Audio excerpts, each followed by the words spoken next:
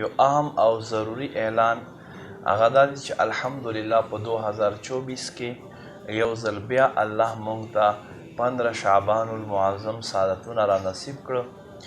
انشاءالله را روان 25 فروری ته د اتوار ورځ او د پیر شپه شب برات د 15 شعبان المعظم شپه به وي او زمونږ په دې مدین فیضان مدینه کې به له ماښام نه نوافل وي او انشاءالله تر وخت مناسب پورې به اجتماعي ذکرونات وي چې دې دپاره به انشاءالله احسان الله حسین صاحب به هم تشریف راوړي.